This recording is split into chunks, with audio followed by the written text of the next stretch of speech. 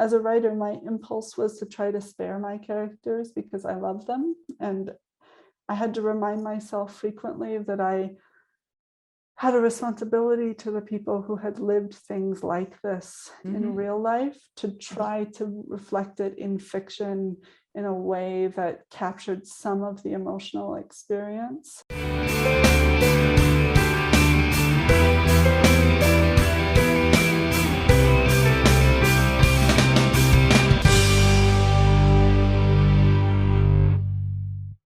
Welcome to Book Reporter Talks To. Our interview guest today is Ash Davidson, whose book Damnation Spring is a Bookreporter Bets On selection.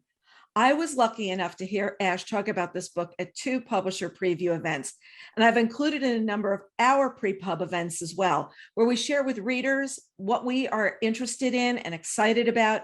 And also, I've been doing a number of events with libraries where I did the same thing. It's an astonishingly accomplished debut. When you read this, you're not going to believe that Ash is a debut author. And I'm looking forward to talking to her and sharing her and this book with our readers today. So welcome, Ash. Thank you. Thank you so much for having me. It's an honor to be here. Well, let's start by you telling us about Damnation Spring, because I want you to give our readers the entire background on this book and why I love it so much. I bet you're going to have in there. Sure. So Damnation Spring is my debut novel. It's set in the redwood forest on the far northern coast of California, just shy of the Oregon line, near the mouth of the Klamath River.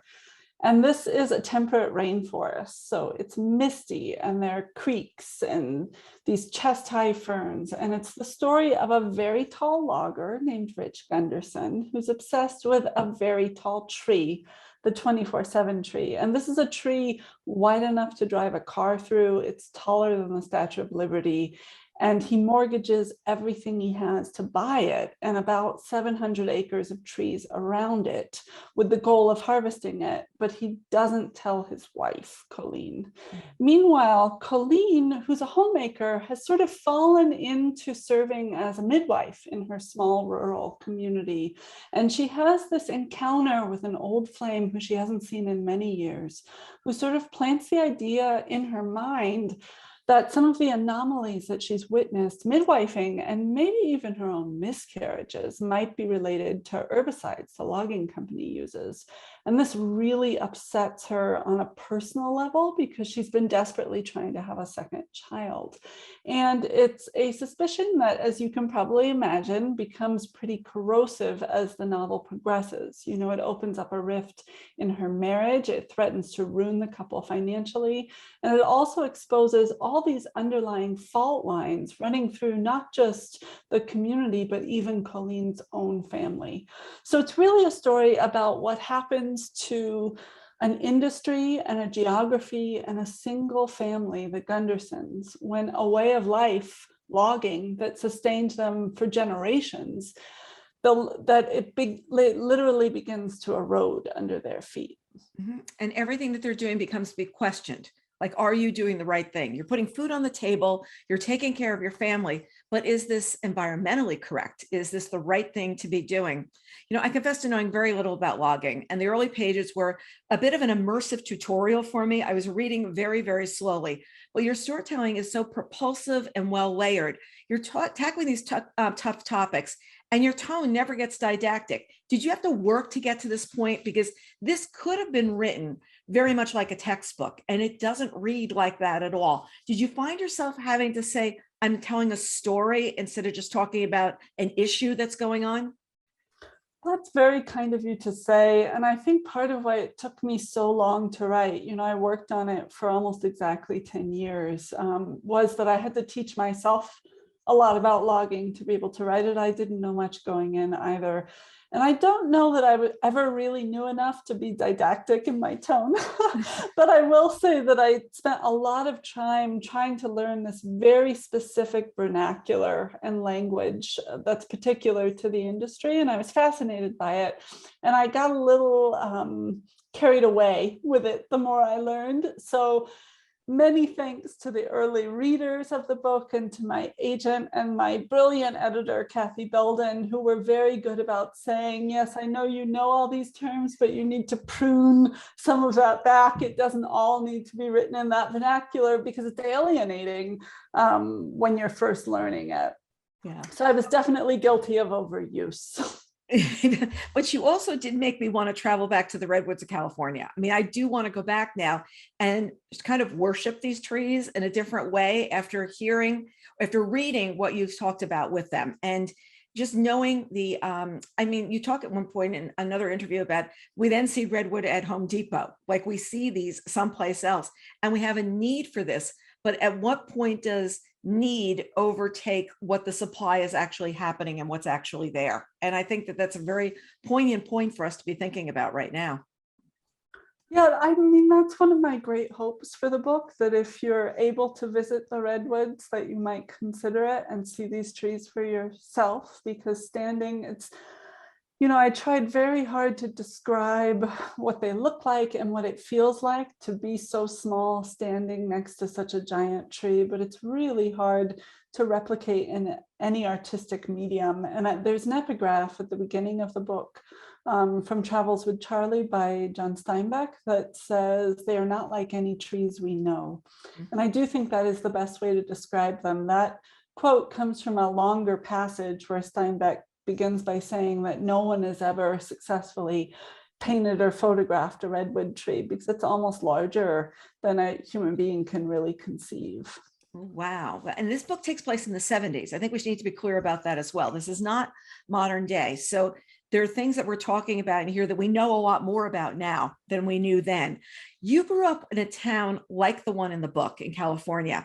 And if I remember correctly, your mom was a teacher and your dad, well, I think you said chopped wood, but I probably did more than that as well. And neither of them was involved in the logging business. So you went back with your mother at some point, like when you're doing research on this book. And I want you to talk about where you had this breakthrough there and what happened when you went back to the town, because this is a place that you left, I believe, when you were 3 years old. So going back was a very different experience as you're going against the backdrop of writing this book. Yeah, so my parents lived in Klamath, very near to where Rich and Colleen live in the book, just north of the mouth of the Klamath River, overlooking False Klamath Cove. If you know that area, it's above Wilson Creek, just across the draw from the DeMartin house. And so all I really had to go on, having been such a young child when we left, was really my parents' memories and their stories of the place, which were very vivid. You know, it was the most beautiful place they'd ever lived, and that beauty had in a way brought about the landscape's destruction. And so I went back in 2014 at that point for the first time. And at that point, I was about 4 years into the book. I thought I was pretty close to done, naively. And I had this sort of very clear dichotomy in my mind of people working in the wood products and the timber industry on one side and environmentalists on the other. And when I actually got to Klamath, you know, it's a very small town. It's actually smaller now than it was when my parents lived there because of the contraction of the timber industry. And it was a little bit difficult to get people to talk to me. And so finally, kind of out of desperation, my mom and I went to a community dinner at the community center there locally. We walked in, it was mostly seniors, and you could just kind of feel the heads turn, you know. We were strangers in a small town, and we paid for our tickets and we went through the line, and then we just kind of stood there with our plates, and it was this really awkward junior high moment of, oh no, where are we gonna sit? And just by chance, this woman recognized my mom because they worked together at Margaret Keating Elementary School 28 years before. And she took us over to her table and she introduced me to a gentleman who had cut a lot of old growth. And he wouldn't talk to me inside. So we went out to the parking lot and we leaned against the hood of his truck and we talked for quite a while in the rain. And the next time I interviewed him, he brought this photo album with him. And at that point, I'd really set out to write a book about herbicides, not about logging. And so I talked to him for about 2 hours. And finally, at the end, he still hadn't showed me the photo album. So I asked him what was in it. And it was all these photos of him and his crew cutting just these monster trees, like the diameter of the trees was large enough, like you could park a truck on the stump. And I was so touched by that, because I don't know about you, but I don't have a lot of photos of myself at work. And I was really affected by the fact that he'd had the presence of mind in that era to know that this old growth forest was disappearing, and he was cutting trees that no human being alive today would ever see again, and that his children and his children's children wouldn't have the opportunity to harvest timber like these trees. And so finally I got up the nerve to ask him about the herbicide spraying, which was the reason I was there.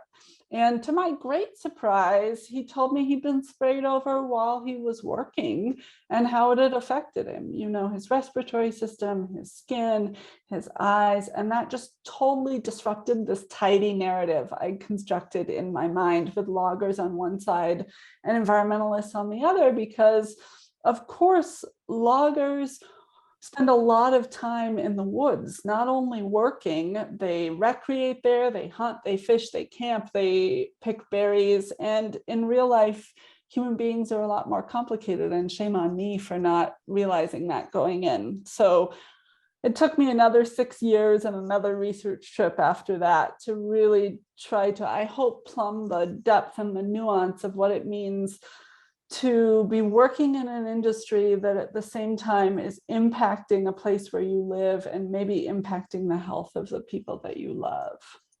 And if you mine enough of the trees, if you harvest enough of the trees, there's a chance that you will not have a job. There's a chance that the economy will completely change in that area. So you're constantly sitting and thinking about that as well. It's like, where are we going next? And that's what comes across in the book too, because Rich wants this 24/7 Rich. He wants to get there because that's where the money is for him. But other things need to happen in the logging business below him in order to be able to get to this.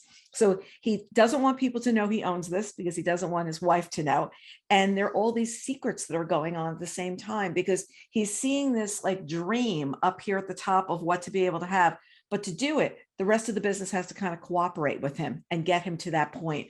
And I thought that was so interesting because he's going to work every day, not saying anything to anybody.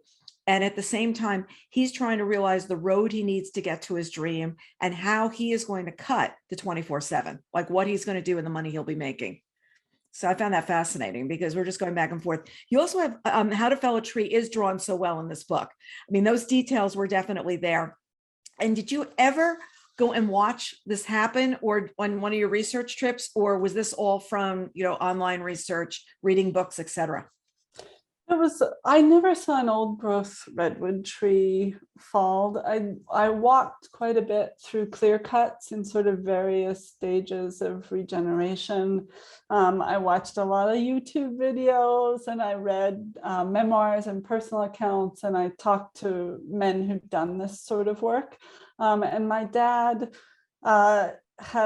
lives on about 2 acres of ponderosa pine forest that's pretty overgrown, and so he was thinning it out to protect it against wildfire.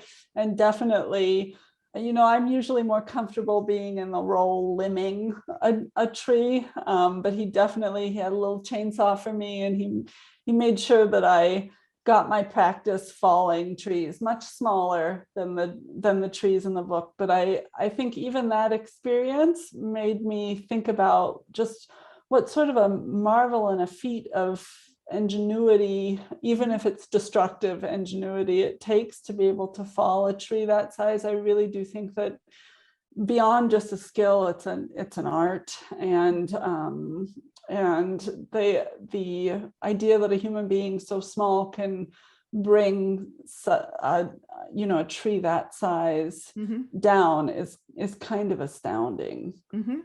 We have a huge tree, a huge oak on our front property that is unstable. Like the arborist came out the other day and he says, look, it's unstable under here, but it's got great growth up on top and we're going to have to take it down. And it's killing us to take it down. And while we're there, he turns to us, and that ash is dead, and that ash is dead. And we're like, no. We wanted to take the 3 at the end of the driveway to expand the driveway. And he goes, well, no, we don't want you to take the good trees down, but you need to take the ash trees down. And I'm standing in the end of the driveway saying, this is going to be such a production. I can just see it coming. And then on the back of these holly trees, and I just want the tops taken off of. And I'm like, well, can you have a tree topper who's going to go up and do this? And this is like a week after reading the book. So I feel like I'm like well immersed in the topic, and I can have these conversations with him. And he's just looking at me like, yeah, we can take those down too. But there are vines inside, they're killing the trees. By the time I walked back inside, I was like, I thought we were talking about one tree, and now there's like production going on. And there's one that I just like to fall across the road, and then I wouldn't have to pay to take it down. So it just was this conversation where I thought we were doing one thing, but my limited knowledge of your book, I was out there assessing the oak tree with him. And he's going, no, there's like a big hole in the bottom of it. It has to go. I go, but there are leaves on top, because there won't be soon. So I just want you to know that you made me an expert of going out and talking to. And when I said the tree topper, which I know is the person who takes the top of the tree, I was so impressed with myself. I don't think he was as impressed with me, but I was very impressed. I'm so glad. I'm so glad. And I mean, I think we're living in a really interesting moment for literature about trees. And I think it's really interesting to see a book like Finding the Mother Tree by Suzanne Simard, which really, I think, at least for me, her research really changed the way that I look at a forest, thinking at how interconnected something is, and just being, a lay person and walking into the forest. I think before that research, I really thought of a tree as a single independent organism, not realizing what a system it is and how interconnected it all is. And so I think that it's just very interesting to see all these books about the forest and trees now. And I think it does change the way you look, even at the trees in your own backyard. Yeah, that Hurricane Sandy, Superstorm Sandy, whatever it was, came through here in 2012. We're doing some work in the back, and my husband wanted to take out some pine trees at the end of the property. I was like, no, I love the pine trees. I look at like looking out the window. And the next day he goes, God took care of it for us. And all the trees, like a couple of the trees were gone. Like these very tall pine trees are now laying across the back. And what was really interesting is you actually had to take the rest out because the way they were lying so close to each other, there were no limbs on one side of the trees. So we were left with like half trees. And I was thinking of that when I was reading the book too, because it's like, if you take something out of the forest, what is around it? What else can that now grow? Can that, or does not need to be taken down as well? And it sounds crazy that I was thinking of my pine trees in the backyard as I was reading the book, but from an environmental standpoint, we didn't want to take them down, just like you don't want to take down the big tree in the front of the house. And I think I was relating to the book, though not on the same level of you are making these decisions environmentally that you have to make at some points, whether you choose or not. Yeah, I do think that's true. Yeah. And in this book, you're writing from the points of view of Rich Gunderson, his wife, Colleen, and his son, Graham, who's nicknamed Chub, which I just thought was so cute. And the voice moves from chapter to chapter. Was this always the structure of this book, that's how your construct was going to be?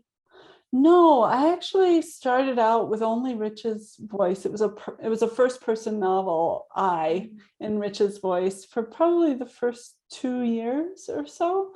And then eventually I realized that there were a bunch of rooms that Rich just couldn't walk into, literally and figuratively. He couldn't walk into the kitchens of women in the book and sit down at the kitchen table and find out what was really on their hearts and minds. And he couldn't walk into Melody's bedroom when she's in labor the way Colleen can. So I added Colleen, which helped because Rich is he's very reserved, and doesn't speak unless spoken to, will sort of keep his head down and keep going and sort of sweep in front of his own door. And so I added Colleen to get her perspective, which did help, but Colleen is also quiet in her way. And so after a while, I eventually added their son, Chub, who's 5 when the novel opens. And I really love that age. I'd been a nanny in graduate school, so I had some experience with kids in that age group. And he was just so much fun to spend time with. And I also think that he's a good stand-in for the reader in a lot of ways. Like, he gives us access to situations and conversations that we might not overhear otherwise. And even though he's a child and can't always understand the layers of meaning in those conversations, he does hear what's being said. And as an adult reader, you can piece together sort of the various levels of meaning that sometimes go over his head. And I also think that children in general, I think we don't always pay very close attention to what rooms they're in and what they're exposed to. And I think as adults, we sometimes forget how much we picked up on as children that age. And so I think that Chubb is actually a very important character, because some of the hardest scenes in the book, some of the most brutal scenes in the book, come from his point of view. And I do think that he's not judgmental the way an adult is, and he doesn't filter things the way an adult is. I think as the adult characters in the book, Colleen and Rich, are more careful about what they reveal. And there's more of a curation of the information you get from them. And a child doesn't have that same awareness. And doesn't have the same sort of motivation to think about how something is perceived. They just sort of call it like they see it. And so having all 3 points of view ended up, each one brought something different. And I think that made it a novel, hopefully that is, a novel both for men and for women, because it gives you access to very different worlds. And you get sort of this rugged, dangerous outdoor work that in that time period was mostly done by men. But you also get access to the more domestic sphere. And this is in a time, where we're not very far removed from the time when a woman couldn't get a credit card in her own name without her husband's signature. And Colleen has an experience at the bank that really sort of solidifies how little economic power women in that era, in that place, might have had. And that was really pretty illuminating for me. I was born in 1982, and so I don't remember that time from personal experience. And it's not that long ago. And it's interesting to see how some of those dynamics have shifted, and where the balance of economic power may have shifted in families since the late 70s. Yes, I mean, him not telling her and using all the money, and it was a good sum of money to be doing this, and she is completely unaware. She has no idea, what's going on. At the same time, there's this fear every day that's wrapped around this. When he goes out to work, very early in the morning. She gets up to make him breakfast, and I get the feeling that every day she's not sure he's going to come home. He's much older than she is, and they married when he was much older. She still is his first wife, and he just found her one day, fell in love with her, but he knew that his family, like what has happened in his family before, it's a risk every day when you leave the house. He's got aches and pains. He's sore from his job and what he's doing. He actually feels older than he actually is. So she's this nurturing spirit, but at the same time, you wonder that you really need the child, because she's picking up on his tension and the child sort of doesn't, and has this wonder looking at the world that you sort of need in a story like this. Yeah, I think that is true. Chubb is so much closer to the ground, and so a lot of the magic of the natural world is so alive to him. And he takes you out looking for grubs, and you notice the plants and the streams and all of these sort of pieces of magic in the redwood forest, which is a temperate rainforest and is magical in a way that, like, if you're alive to it the way he is really kind of overwhelming on a sensory level. And I think what you said is true. Like, every day that Rich lives is kind of, in his mind, borrowed time. Like, he's very fortunate to have had the life that he's had. And I do think that logging, like many other extractive industries, like coal mining or oil and gas work, I think a lot of those jobs are jobs that you're taking your life in your hands. And I think Colleen, every morning when he leaves, sort of takes this deep breath that she doesn't fully exhale until she hears his truck pull up at the end of the day, because growing up in a community like that, she's no stranger to the deaths and the injuries that come with doing a job like his. And in the time period when the book is set, according to the OSHA statistics, like logging was one of the most dangerous professions in the country by per capita injuries. So what made you decide to set it in the 70s? Like why the 70s, not the 80s, not closer to now? I think, well, I had a very practical reason related to the plot, several actually that are sort of anchored in history, and it is historical fiction, so many elements of the book are invented, but there are some key elements of the plot which are true in life. So the two herbicides in the book, 2,4-D and 2,4,5-T, which are the active ingredients in Agent Orange, were widely used in forestry in the era. And the emergency suspension of 2,4,5-T didn't come until 1979. And so it was important to set the book before that era. 2,4,5-T for forestry use was suspended in 79, but it continued to be sprayed on rangeland where cattle grazed and on rice crops in the US until the mid 1980s.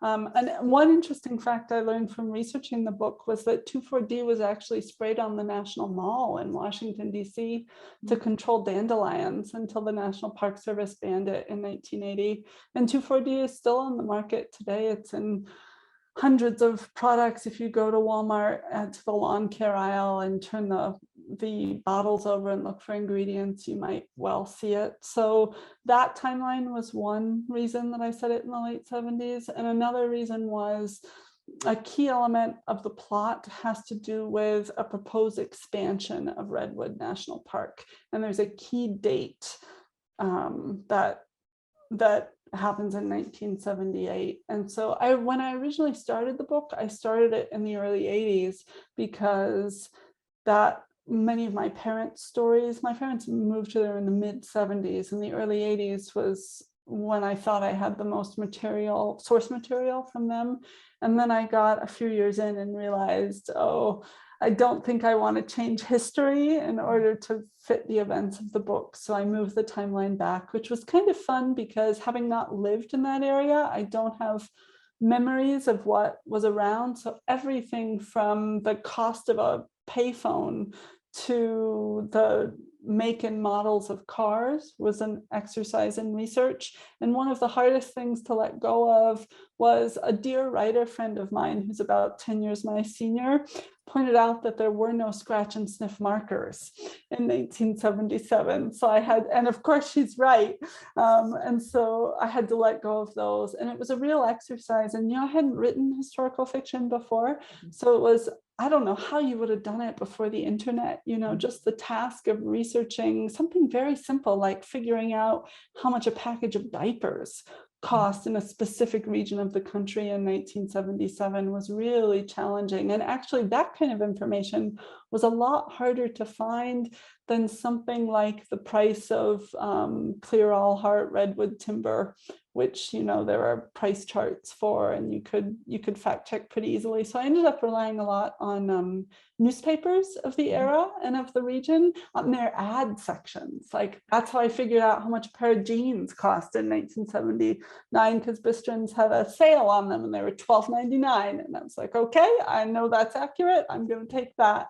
So it was fun to sort of experience vicariously an era that I don't have actual physical memories of. Yeah, and all those little details are really what enhance the storytelling. And the book takes place really over a year, over like this year period of time. And I think I heard someplace that you had originally written it in like 365 days, pulled this out. And then, I think that it's brilliant that you worked on this so long and continued to hone it as time goes on. It's almost like, okay, 5 years ago, this is where the book was. 6 years ago, this is where the book was. At what point did you say, we can't do this 365 days and we've got to hone it down and make it tighter?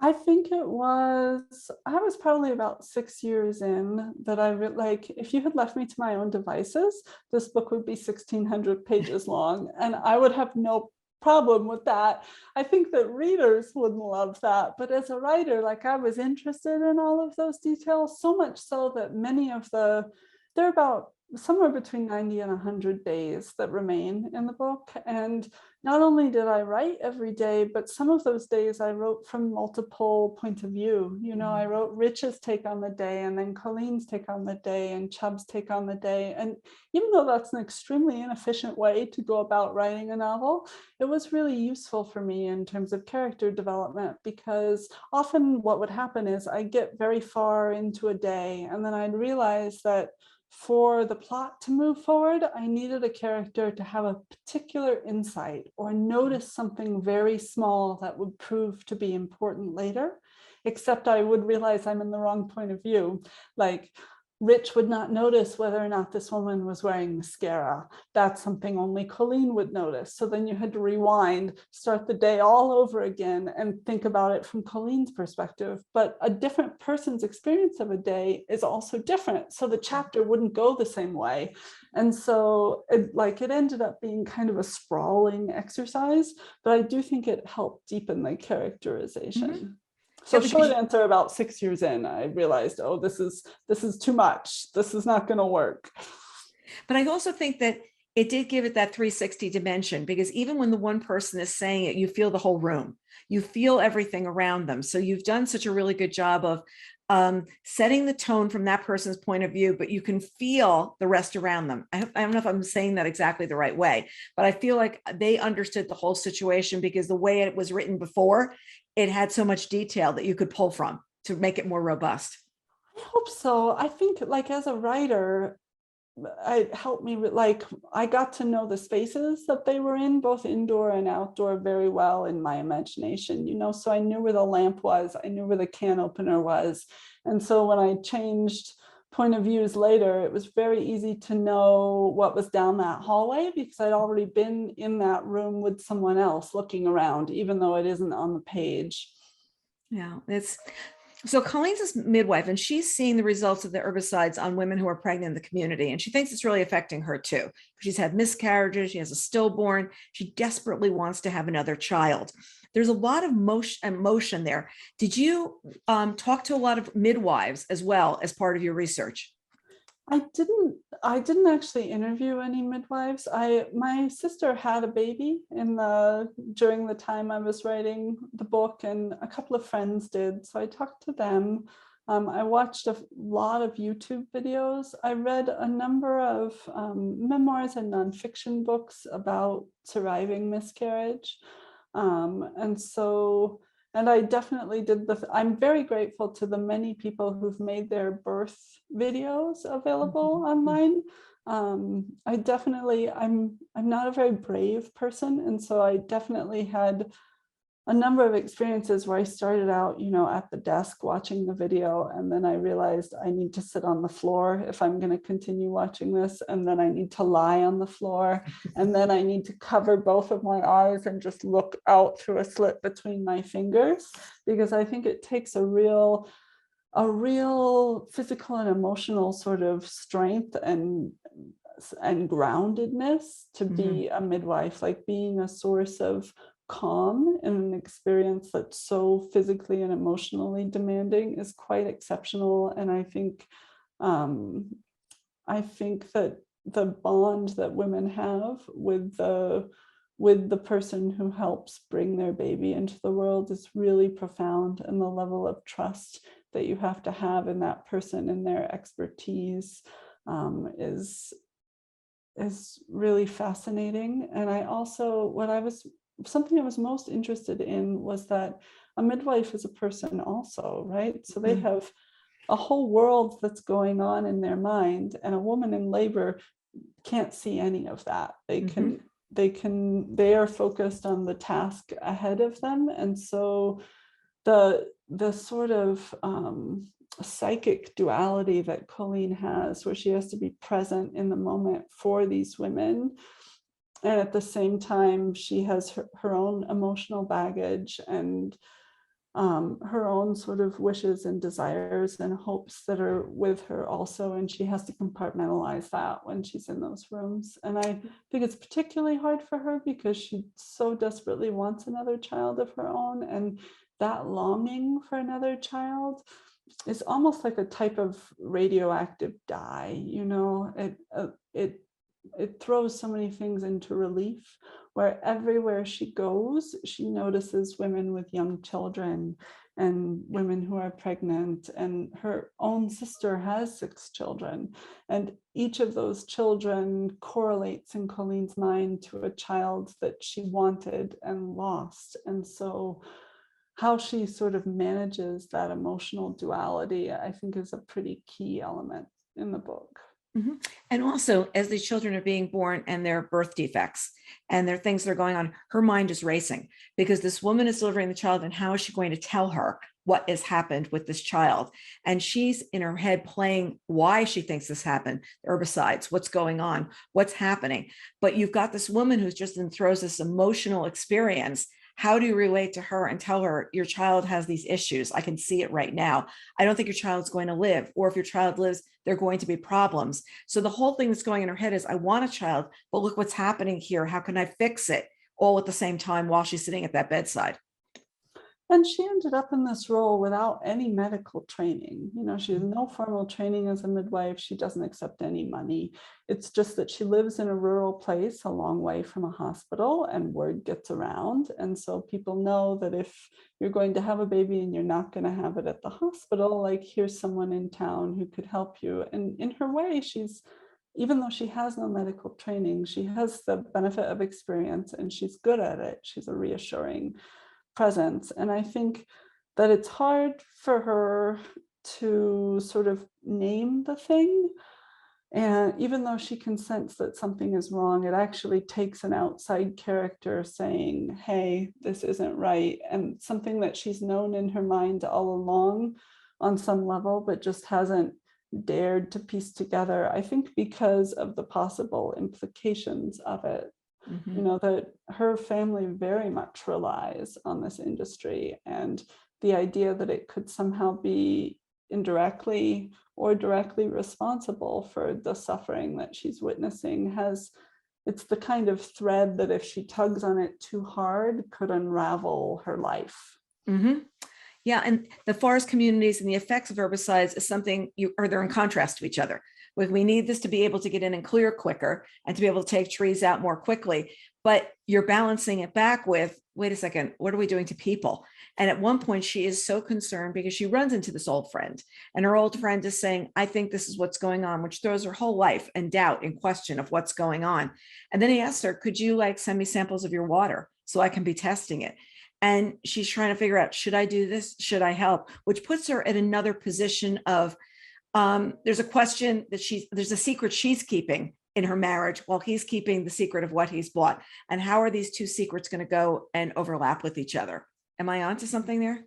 Yes. And I think that small towns are hard places to keep secrets, and a marriage is like a place, even if it's easy to keep the secret by not telling the other person, it's hard to keep a secret in a marriage too, because in that type of intimate relationship, not telling something weighs on you. And I think their respective secrets weigh on Rich and Colleen separately in ways that they're sort of carrying them around with them for much of the book. And for all of the bumps in their marriage, they do very much love each other. And so the idea of not being forthright or knowing that you've done the wrong thing and carrying it, and not being sure how the other person will respond when you finally reveal it, if you choose to reveal it, is really something that both of them have to weigh. And I think that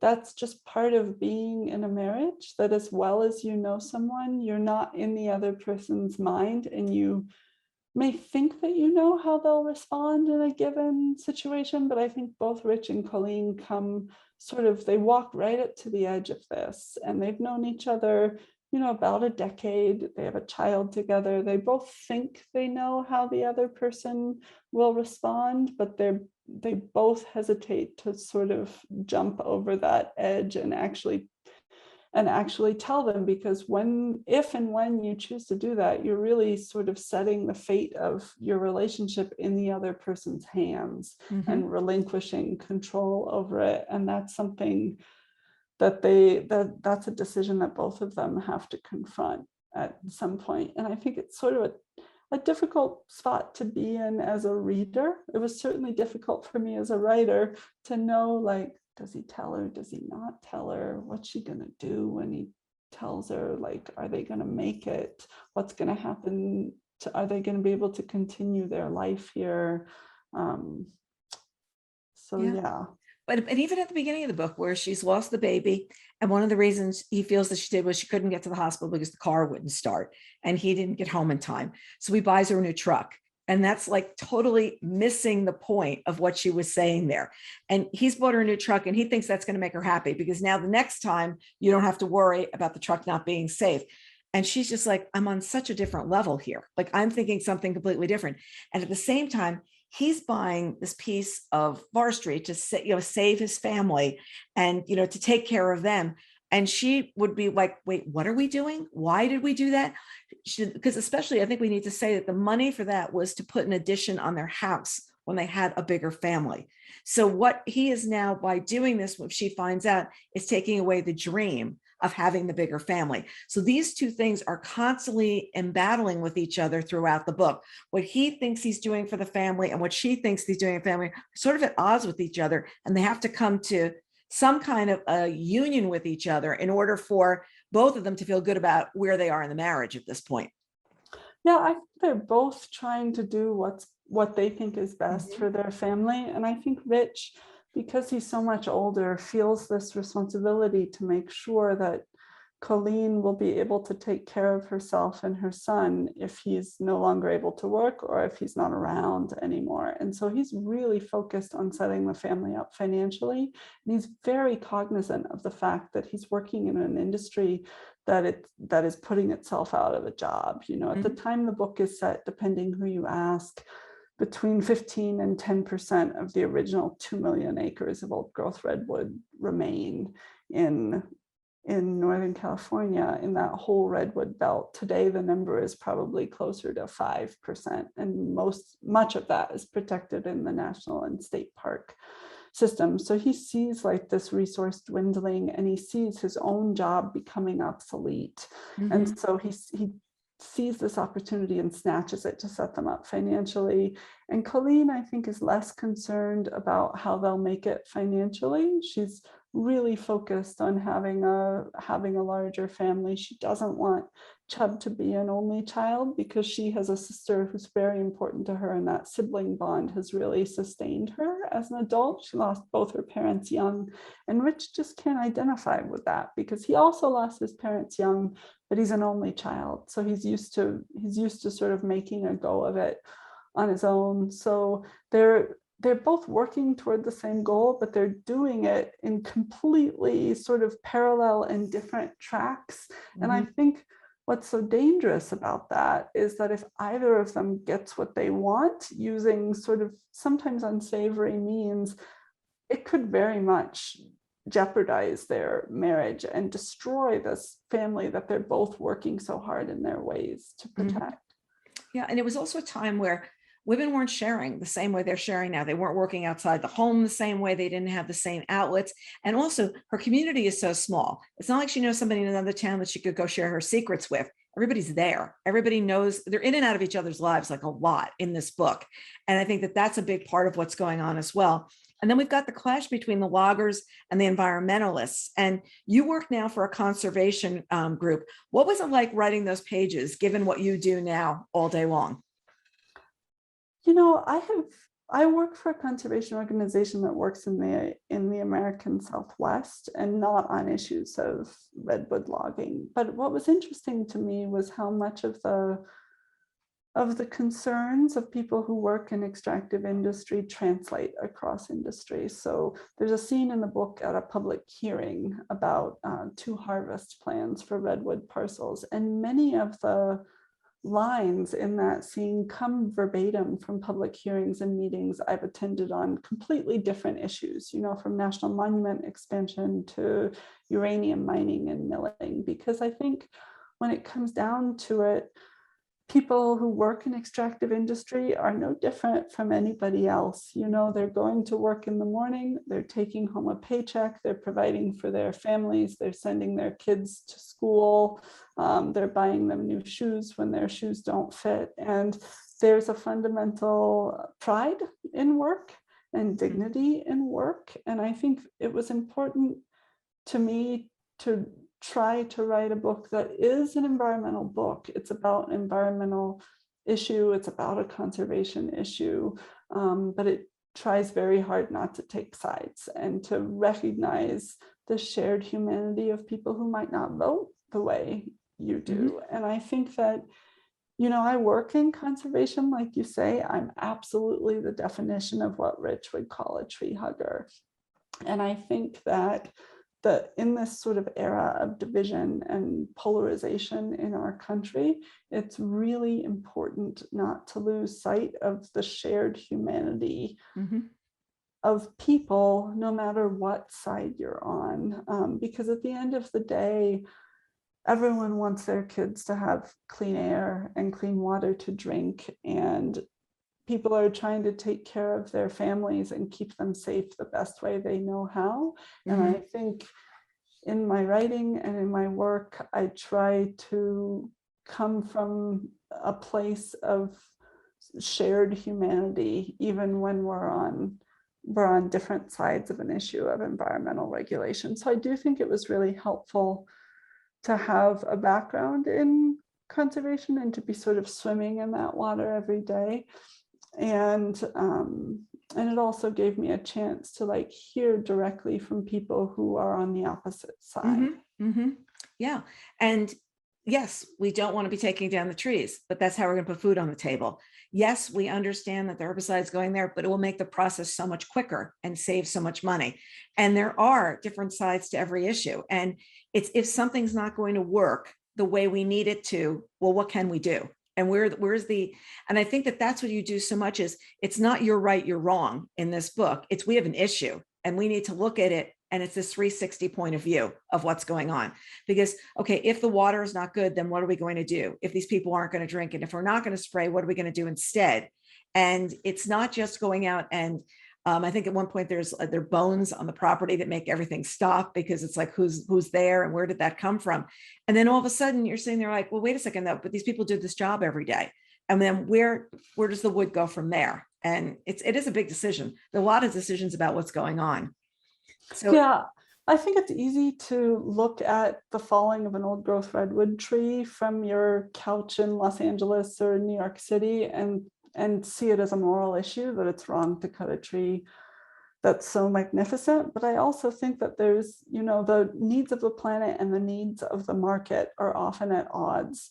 And those trees are being cut down because someone wants to go out and buy redwood lumber to build a deck that'll hold up, or wants to buy a burl table to display in their living room. And, you know, I wrote a book that's printed on paper. I live in a house made of wood. Like, people who work in extractive industry are providing goods that unless you don't drive a car, have never used a cell phone,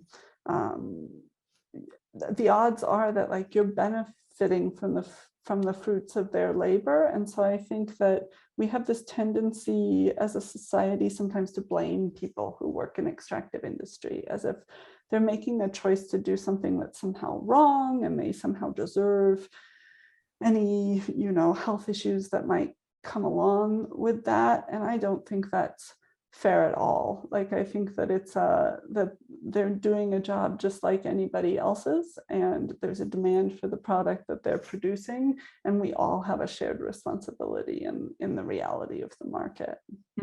I agree. My husband enjoys working with wood. He's a woodworker. He's made a lot of furniture for the house. I mean, basically, if I say something, he goes, I can build that for you. It takes a lot longer than buying it at the store, but he built us our patio furniture. I mean, he's built a lot of the wood. And as soon as we said we were taking down the tree here, he's trying to get somebody to mill the wood so that he would have that oak, that he would be able to have what's going on. And I think that, you know, as we're taking down trees and as we're doing that, that's the kind of thing we want to be thinking about. What we could do more of is how can we make good use instead of just, chopping it off to be firewood in 3 years or something like that. What can we be doing along the way? And we were having conversations about this, about taking this tree down. And this tree has become the symbol of what we have to deal with around our house right now. That's not the big redwood in the forest, but you're sitting there saying, how can I make the best of a situation we really need to address and you need to take care of? And I was thinking about that as I was reading the book, because it's not something you want to have to do. It's not something you want to bring somebody in to do, but it's something that needs to happen. And there are a lot of homes around here where they're taking down a lot of trees, really more for aesthetic reasons. Like we just want to have a lawn now. And there's a house nearby that, because they did that, the other trees are all dying because they've totally changed the water table happening on the property. And it was shocking for me to sit and see what happened in that particular backyard, just based on the fact that you took down trees the wrong way. And yes, it's not the redwoods out in California, but you're just saying, you just plunged, everything that was going on in here. And then what did that mean for everybody else as a result? I think that Japanese beetles came in when they put their lawn in, but I'm not going to say anything, But at the same time, I think that what you do is such a good job of balancing everything that's going on. And you balance because we're looking at both points of view. At one point, Colleen wants to be able to help out her friend. And she's like, what can I do to help you do this research? But where's it going to get us? What are we going to do? What's it going to mean for my husband? But at the same time, the ending of this book is so brilliant. And I did not see this completely coming. Was this the way you always decided you were going to wrap things, or did you move it in a couple of different directions? No, that ending completely took me by surprise also. I wrote for the first 9 years, I wrote toward a very specific ending.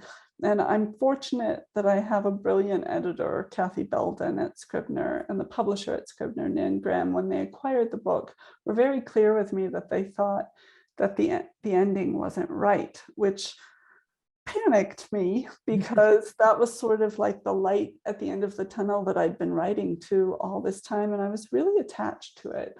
But I trust them, and so I went back and tried again and again and again. And Kathy, my editor, had said at some point, she said this in a much more elegant way, but she basically said, at the end of the book, you'll know you have it right because every character will sparkle, and it will be sort of the crystallized essence of the characters at the end. And I understood sort of intuitively what that meant, but I had absolutely no idea how to do it. And I got pretty terrified that I wasn't going to figure it out. And it was very close to when I turned the book in that I wrote this ending. It was the 6th ending, so 6 times a charm. And it was interesting, when I got to it, I realized that that ending had been sort of hiding there all along. And if you read the book, once you know the ending, if you go back through the book, all the sort of breadcrumbs are there in the book.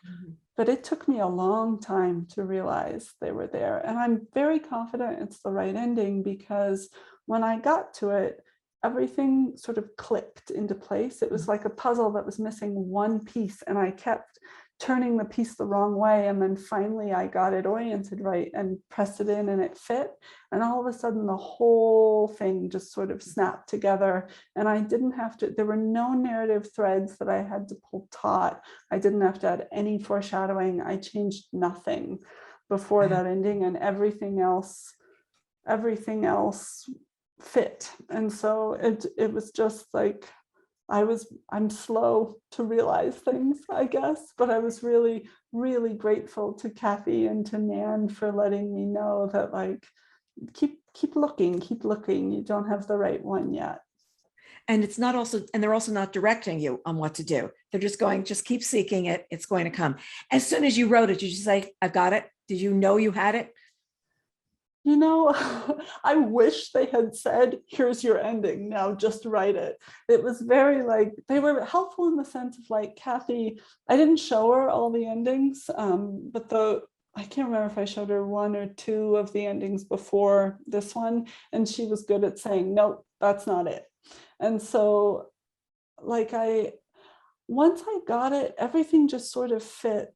But I think on some level I'd written so many at that point that I was not sure, but I also wasn't sure that I had another ending in me. So I sent it off, and then I just sort of waited in terror until Kathy read it.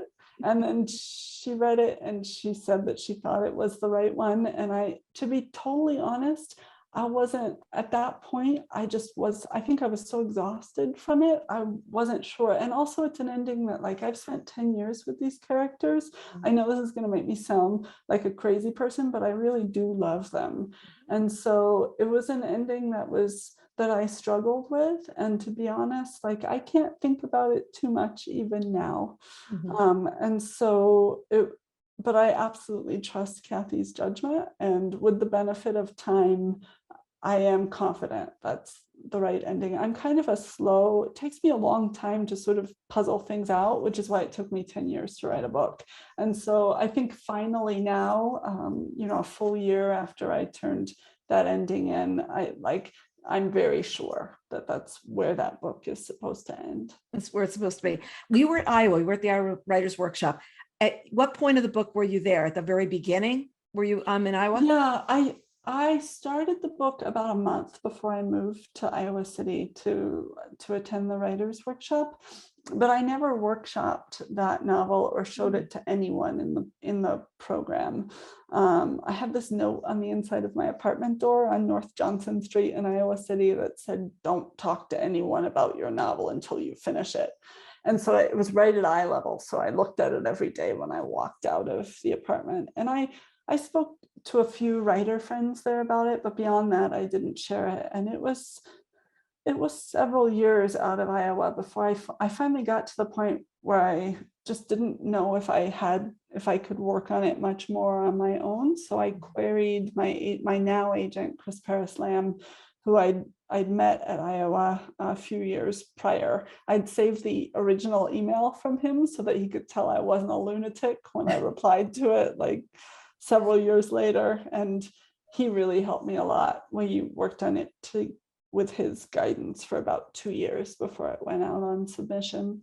So you worked on it for about 6 by yourself. When did Chris come into the equation or into the process? Gosh. I would have to go back and look at my email chain. I want to say it was maybe 2017. Okay. I think it was probably spring of 2017, and then the novel sold in the summer of 2019. So I've just been very fortunate at every juncture. I have the world's best agent and I have the world's best editor. Two lightning bolts of good luck, really the two miracles of my professional life. But they had great material to start with. And I can tell, because there's a lot of heart and a lot of soul in this, that yes, the ending is perfect right now, but I also feel like I know these people. I feel like I have been walking in their shoes, walking in their lives, and they came off so solidly on the page. Her sister came off to me, like every single person I felt like was fully formed, and I could see why they had an import to the story. Nobody was extraneous, if that makes sense. Well, I'm happy to hear that. I wanted that to be the case, especially for the villains and the characters who don't behave well and do things that are really hard and behave in ways that are really hard to stomach. Like, I had to look for moments to soften them in my own mind and remember, like, to witness an act of tenderness or witness them do something selfless for another person, to remember that no human being is rotten to the core. No, there are moments of joy and happiness and goodness in people, but they're not there all the time. And which one is it, more good or more evil? And you have that going back and forth with the characters of the moments that they bring joy and moments they bring absolute terror of what's going on. And, your family lived in this area when you were a child, and a pre-pub interview, 2 of them, you actually talked about drinking bottled water. And I walked away from that, and I've thought about that a lot, and I've shared it with our readers. Was that based on what you knew about the water when you were growing up, about drinking the bottled water? I think it was based on what we didn't know about the water. So my parents, when we lived in Klamath, we relied on a creek for drinking water, similar to Rich and Colleen set up in the book, the way a lot of people in the Pacific Northwest still today rely on gravity-fed systems from surface water for drinking water. And my parents lived in an area near areas that were being clear cut, and they were down gradient. of those cuts, and there was aerial spraying of herbicides going on, and they just weren't sure. And I think that that's one of the key struggles that Rich and Colleen have in the book, that when you don't know for sure, you wonder. And I think every symptom, every ailment, there's some part of your mind that wonders, is this because of this? And because the not knowing, I think, is actually in some regards worse than knowing, because that uncertainty sort of follows you everywhere you go. And I think the proof of that in my own family is that when my parents lived there, they chose to have bottled water delivered. My mom was a school teacher. My dad did carpentry work. They were in a rural part of Northern California. That was not really in the budget. And it was an extremely eccentric thing to do in that place at that time.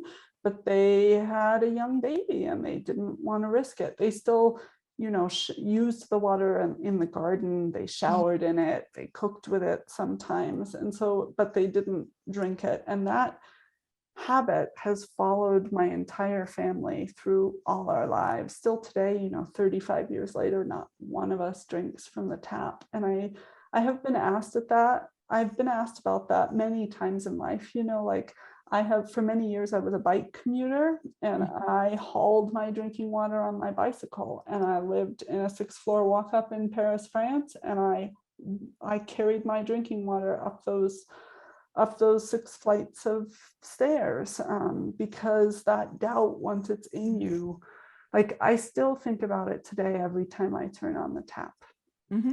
And you had me thinking about it. Don't know. Yeah, you had me thinking about it, because in those two, both interviews, you mentioned it. And I actually shared that with our readers. And I said, this is how much she took away from her own experience, growing up. This is what happens with her family. And it hones home something so dead on of the way you feel about something, and the fear that people lived in. And I think that was something that had happened in your family. And I think it's the reason you could write what you did so well. I mean, I think also my family has been very fortunate. There are people in real life who've been devastated by aerial spraying of herbicides in forest communities. One of the key sources of research and the source of many of the details about the birth defects in the book come from a terrific work of nonfiction called A Bitter Fog by Carol which the 3rd edition has just come out. And there's a terrific documentary on Independent Lens, PBS, right now, called The People versus Agent Orange, that's partially based on it. And it tells the story of this small forest community around Five Rivers and the Alsea area, so northwest of Eugene, Oregon, where a group of mothers realized that they'd all had miscarriages all around the same time of the spraying in the spring. And it was just a group of determined, concerned citizens who eventually got the EPA to do 2 studies, the Alsea studies 1 and 2, that eventually led to the emergency suspension of 2,4,5-T, and that there are anencephalic births in the book, and that comes from real life in that area.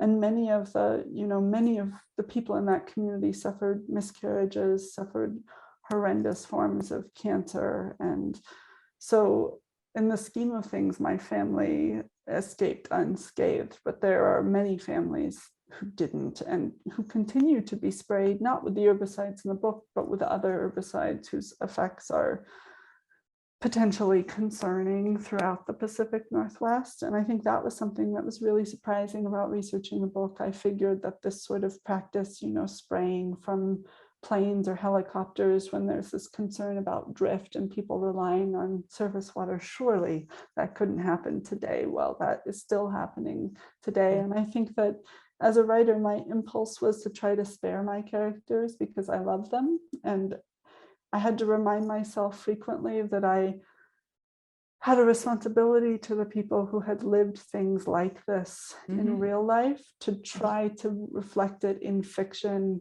in a way that captured some of the emotional experience, or at least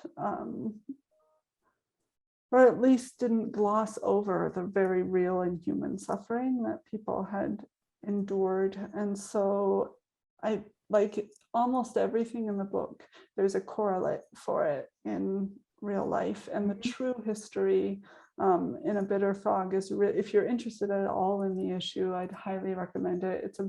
It's a beautiful, if harrowing, book.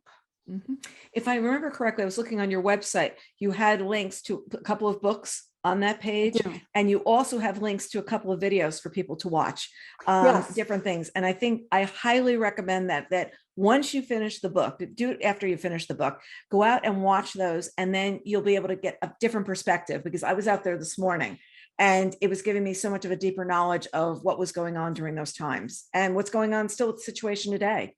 So I'm impressed that you included those things, because it's like for further reading, like what to be able to go out and do. This is what to think about, because don't just sit there and read this book, really think about the whole situation of what's going on. You've done a good job of that.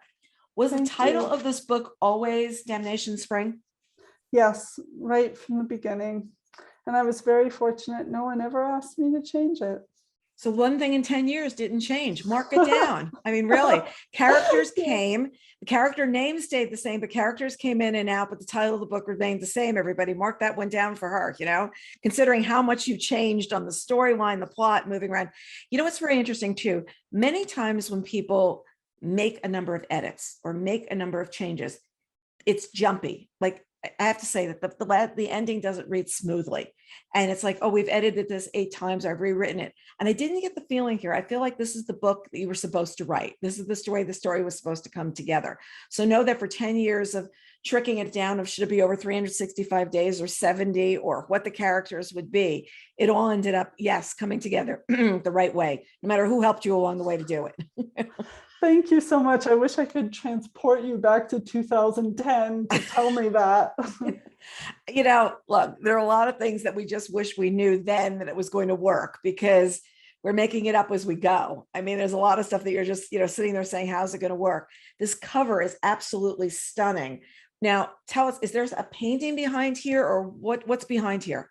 Yes, it's a painting by Jeremy Miranda, which wasn't painted for the book, is my understanding. He just happened to paint a landscape that just perfectly matched the subject matter, and it was designed by Jaya Maselli. I actually don't know if it's pronounced Jaya or Jaya. It's Jaya, but she's done a number of beautiful covers. If you've seen the cover of Little Fires Everywhere, she did that cover as well. I have spent an embarrassing amount of time stalking her website and looking at her beautiful covers, and I feel so fortunate to the team of artistic people who gave us the cover that you're seeing. And I really do think that I'm in the wonderful situation of saying, please judge my book by its cover.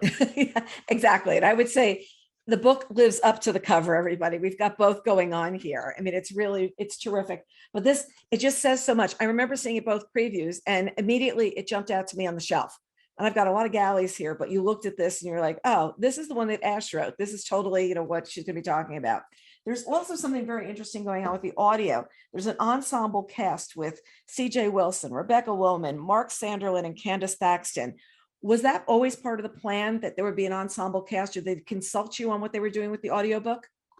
If they had those conversations about doing it a different way, it was before I was looped in, because as soon as I heard about it, they were going to do an ensemble cast, and they sent me recordings of the various voice actors they were considering, and it was just such a joy to listen to them. And it's such a talent and an ability to convey emotion through voice that way. And I have to say, I know that they have to voice the book at the end, but there were many times, especially in the last year of revising the book, where I read that book aloud to myself, which took me about 14 hours, but I could hear things that way that I wouldn't hear otherwise. And I actually recorded it and then would listen to it in my own voice, and hearing professionals with these beautiful and subtle, nuanced voices who can convey so much in just the timbre of their voice. There was just part of me that was like,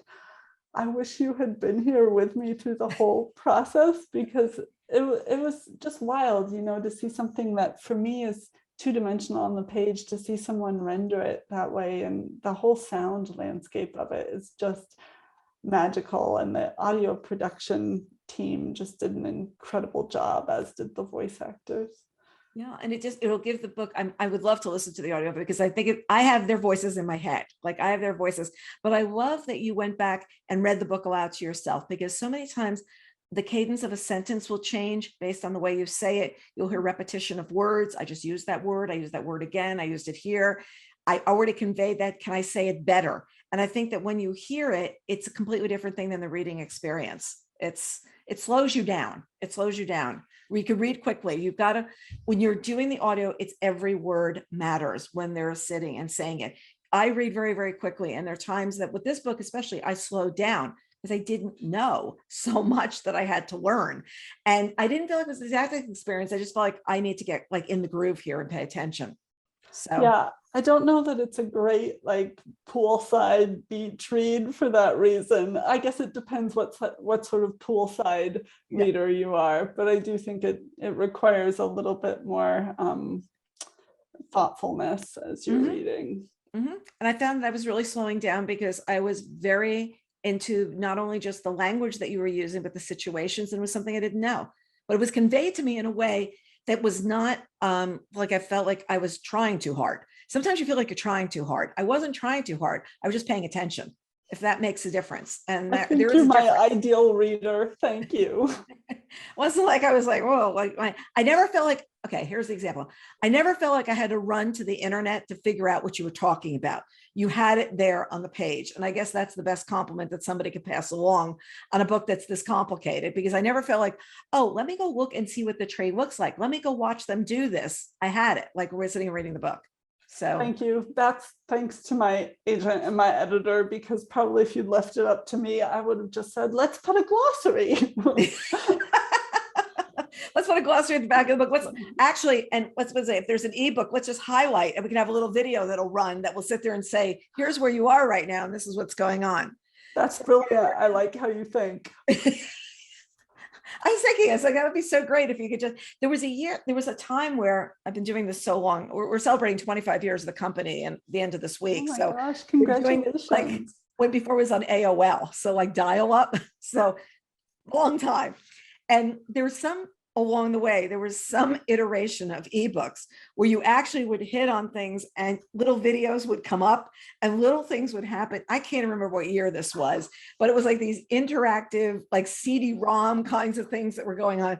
It didn't go anywhere, but it was a pretty interesting concept when you come down to it of what it would be. But there were like too expensive to produce, too difficult to produce. Where were the rights? There were a bunch of things, but I do remember that sphere. I think it lasted like not 12 to 18 months. That was going to be the next big thing. It was always, we're always looking for what the next big thing was going to be. I could just write off a lot of them. So at this point, are you working on another book? Like, are those notes for the next book behind you? Is that what we're looking at? We just have to, peer in closer.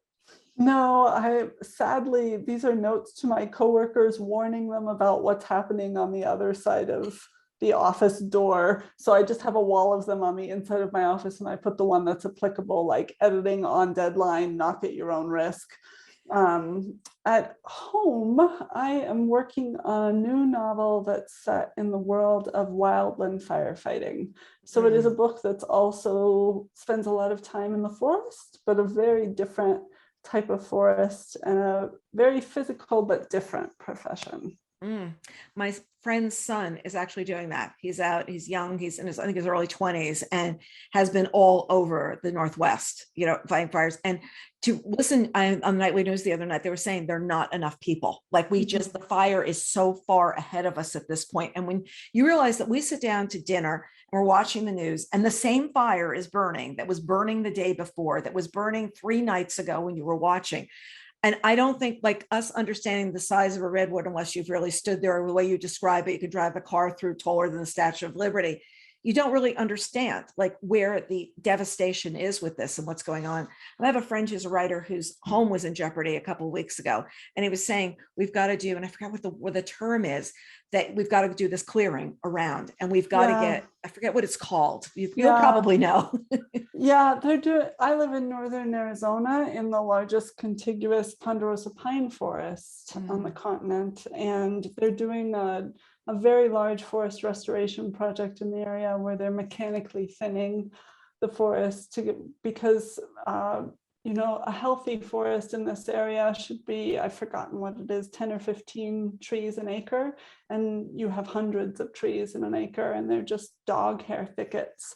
And so when the fire gets in them, it just, the whole thing goes up, instead of like a lot of our forests in the West, like fire is part of a healthy forest ecosystem. You know, the fire comes through on a regular basis, it burns out the understory, it opens up space and light, and you have fewer trees competing for resources. And I just think that our forests have been managed, and in many cases mismanaged, for so long, and we're so afraid of fire as a culture that we've suppressed it without realizing that the long-term effects of suppressing something that's necessary are going to come back to bite us. And I think it's part of the reason we're seeing these giant mega fires in the West. And similar to your friend, we had a fire here south of town that the pre-evacuation notices came through for. I can stand on the deck outside my house and see a burn scar of a mile of fire that came within a mile of town. And I think it's just something that is, it's now a season, and it's a regular part of your life if you live in a, you know, in a urban wildland interface in the Western US. My son has done a lot of traveling, and he says, no, this is what you do. You actually do this with the ductwork on your house. You do this. He says all this to make sure that the embers don't get inside your house. There are all these little tiny things that he's learned just by traveling with his friends out West, and said, this is what you have to do. So, well, I look forward to seeing that book. Please don't take 10 years. Please don't take them. We'll be celebrating the 35th anniversary of Book Reporter, and we will have Ash back on to talk about the book. So, you know, I bet the process goes swifter this time, you know? Well, congratulations on the anniversary. And I just think I am a 10-year book person. Like, it takes me a long time. But it's an act of joy, you know, and I think writing is this wonderful opportunity to spend sort of time in a world that you know nothing about, and to learn about it, and just sort of explore your areas of curiosity for 3 hours before work every day. And that's, you're the early morning writer. Get up and do that, and then go to the office. Is like, I'm super impressed. I'm not a morning person, so I will think of you in the mornings getting up and doing this. Thank you. And I hope you write faster. And I wish those were notes for the books behind there, because I would just help you move some around. You know, take the pink over the green, move the orange over there, and let's get this thing plotted through. So thank you so much for joining us, Ash. I was so looking forward to this after hearing you speak those other 2 times. And I have to confess, watching a couple of other interviews with you as well, because I'm completely mesmerized by what you wrote in this book, and I just want lots of people to be reading it. Thank you so much for reading and for taking the time to speak today. It's such an honor. So we look forward to seeing it next time, maybe the 35th anniversary. To our readers, we look forward to seeing you a lot sooner next time on Book Reporter Talks To.